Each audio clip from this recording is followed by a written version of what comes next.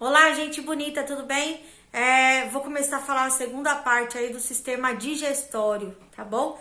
Então, eu tinha falado sobre diarreia, então a próxima doença chama enterite, que é a doença de Crohn, tá?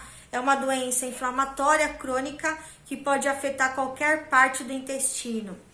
O que acontece, né, nessa doença de Crohn, né? O, o próprio intestino, ele vai fazendo uns estreitamentos, tá? Ao longo do intestino. Então, você tem uma área mais grossa e uma área mais fina, né? Como se fosse um canudo. Então, essas são as doenças de Crohn, né? E aí, o que pode acontecer, né?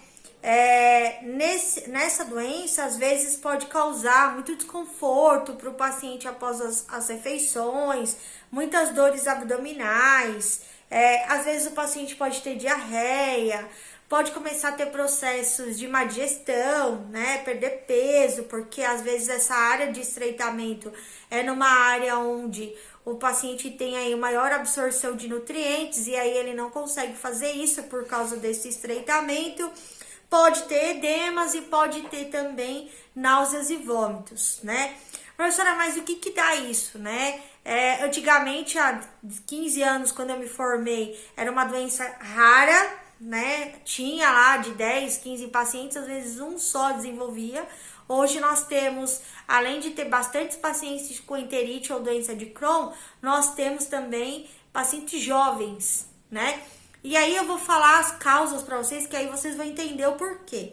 Primeiramente, consumo de alimentos e bebidas contaminadas, tá? Com bactéria da salmonela ou com vírus ou com algum tipo de parasita. Uso de medicamentos anti-inflamatórios, né? Principalmente ibuprofeno e o naproxeno, que são anti-inflamatórios, que é o alívio, né? Então as pessoas às vezes tomam bastante medicamento, eu não vou dar dipirona para criança, né? Ou não tomam muita dipirona, dá mais o alívio para a criança. E aí, na verdade, ele é um anti-inflamatório também, né? E aí ele pode desenvolver futuramente nessa criança uma doença de Crohn, tá? Uso de cocaína, né? A gente tem bastante aí adolescentes, bastante gente fazendo uso da cocaína, tá? Então isso também pode desenvolver aí a doença de Crohn, que é um estreitamento aí dessa área como que chama? Do intestino, e aí consequentemente, né, essa área pode levar aí uma necrose, tá? Pacientes que fazem radioterapia, né? E também doenças autoimunes, né? Como leucemia, AIDS, né? Várias doenças que existem aí, presentes aí, que são autoimunes, certo? E aí, quando tem uma lesão, né? A gente chama isso de colite ulcerativa, tá? Que é a lesão que às vezes você tem no cólon e no reto, tá? Isso tudo na parte do intestino. Quais são os sintomas? Diarreia, dor abdominal, né? Sangramento retal às vezes, tá? A gente tem que observar aí como que é esse sangramento. É sangramento vivo, é sangramento já mais escuro, né? Porque quanto mais ele tiver em cima aqui, perto do estômago, mais o sangramento vai ser escuro, né? Porque ele vai passar por toda a extensão do intestino. Agora, se é um sangramento vivo, às vezes o paciente tem um sangramento na ampola retal, às vezes é um pelo no ânus, às vezes é uma hemorroida, né? Nem sempre, às vezes é uma colite, tá? Febre, se for no caso, né, por infecções virais ou também infecções como a salmonela, né, essas coisas. Perda de peso, cólicas abdominais e vômito, tá? E aí o paciente vai ter que fazer uma endoscopia, né, uma colonoscopia, para saber. Às vezes o médico faz até aquela cauterização, se for necessário, senão vai ter que fazer uma dieta bem regrada para que não tenha mais problema no intestino. Nós temos também a diverticulite e a diverticulose, né, que é quando você tem, né, no próprio intestino, você tem aí as áreas de dilatação. O que seriam essas áreas de dilatação, né? São como se fossem umas caçapas, né, que existe aí no intestino. Essas caçapas é chamada de divertículo, tá? Que é a dilatação. Quem tem esses divertículos, né? A pessoa que tem esses divertículos, ele chama diverticuloso. Nem sempre esses divertículos, eles estão inflamados. Quando estão, ele chama de diverticulite, tá? E aí, quais são as principais causas? Às vezes, predisposição congênita, né? Você já tem uma doença intestinal que pode levar você a ter o desenvolvimento dessas dilatações. Constipação intestinal crônica, né? Aqueles pacientes que ficam com grande dificuldade de evacuar, tá? Irregularidades intestinais, tem gente que tem diarreia, depois tem constipação, diarreia, constipação, né? Fica nesse impasse. Aí pode desenvolver, né, anemias, porque essas áreas também às vezes pode ser tomada por essas caçapas, e aí a metabolização, né, das vitaminas, ferro, ácido fólico não são absorvidas corretamente, fraqueza. E aí, dependendo da quantidade, né, que você tem aí no intestino, você pode sentir essas massas quando você palpa no exame físico, tá? O tratamento, às vezes, é cirúrgico. O paciente vai viver com isso pro resto da vida. Ele só vai ter que tomar cuidado com as dietas, né? Ele vai ter que fazer uma dieta regrada. Ele vai ter que tomar cuidado para não desenvolver as crises de diverticulite. E aí, seria necessário ele parar no hospital ou até mesmo fazer a cirurgia para retirada dessa área, certo? Uma outra doença que chama icterícia, que aí a gente já entra no sistema hepático, né? Que é uma manifestação clínica da disfunção hepática, né? Ocorre quando você tem a concentração de bilirrubina no sangue mais elevada. Isso caracteriza-se por uma coloração amarelada na pele e na esclerótica. Nós temos 3 tipos, tá? Nós temos a hemolítica, quando você tem destruição elevada das células vermelhas do sangue, né? E aí o fígado ele não consegue excretar. Nós temos a hepatocelular, tá? Quando as células hepáticas são lesadas, né? E não consegue excretar a bilirrubina. Que são pacientes, no caso, pacientes que ingerem álcool, né? Então ele começa a ficar amarelo por causa disso. E nós temos as obstrutivas, que seriam causadas por obstrução do canal biliar, ou por cálculo, ou por processos inflamatórios, bactérias, né? Ou coágulos, ou tumor. E aí nós temos os sintomas, né? Coloração amarelada da esclera, que é essa parte branca dos olhos. O paciente tem falta de apetite, tem dor abdominal localizada do lado direito. Por quê? Porque o fígado fica do lado direito. Fraqueza muscular, alteração no exame de sangue e pode ocorrer aí a febre, tá bom? E aí a urina também vai ficar mais escura. Mas, professora, bebê desenvolve isso. O bebê, ele desenvolve, né, até 48 horas do nascimento. Por quê? Porque ele tá recebendo uma sobrecarga de nutrientes, coisas que ele não recebia, às vezes, no ventre, né, na barriga da mãe. E aí, o fígado, ele não consegue fazer esse processo digestivo, que seria o tipo hemolítica. E aí, o bebê começa a ficar amarelo. Então, às vezes, quando é descoberto antes das 48 horas de vida, ele é colocado na fototerapia, que é o banho de luz.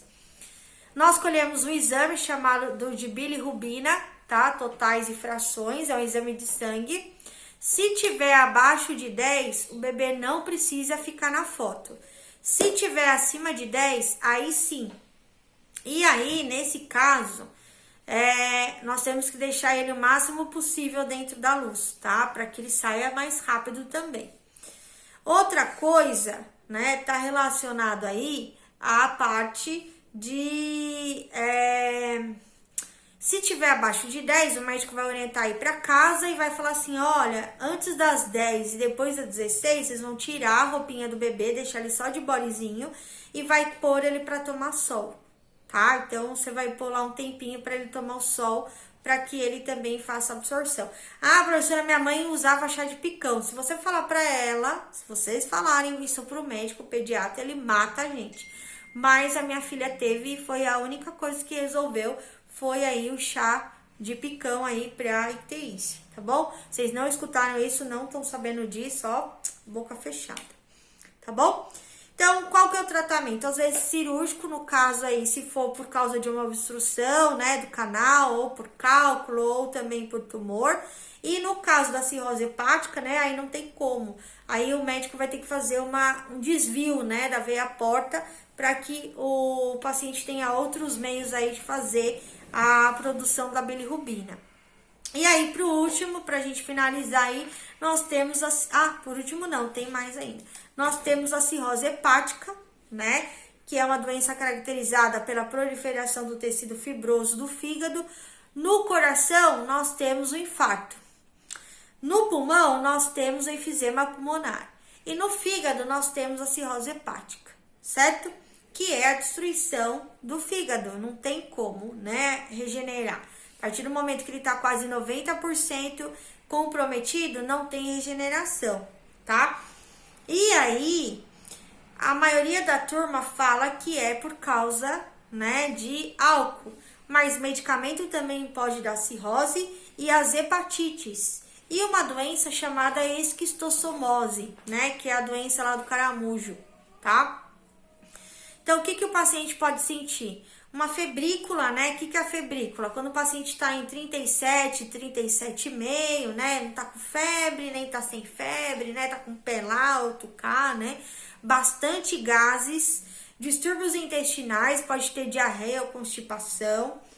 E aí pode começar a desenvolver aí ascite, que é acúmulo de líquido no abdômen, melena, que é sangue nas fezes, hematêmese, que é sangue no vômito, a icterícia, o aumento do fígado, que é a hepatomegalia, aranhas vasculares, tá? Essas aranhas vasculares, elas são umas veias que quando o paciente ele fica que nem barriga de grávida.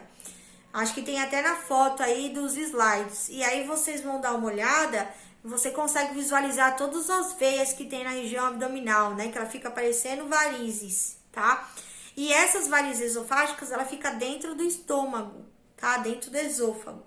Aí pode ter edema, anemia, púrpura, sinais de avitaminose, né? Cabelo seco, quebradiço, unha quebradiça, né? Essas coisas. Debilidade, delírio, convulsão e coma. E aí o paciente, lógico, vai a óbito, tá? E aí também nós temos a colicistite e a colilitíase, tá? A colicistite é a infecção da vesícula e a colilitíase são cálculos que se formam na vesícula. Então, quando você tira a vesícula, aonde vai formar esses cálculos? Dentro do pâncreas. E aí acaba desenvolvendo uma doença chamada de pancreatite, que é a inflamação do pâncreas. Lembrando que isso é uma das causas da pancreatite, ok? Que causa, né, a colicistite ou a colilitíase?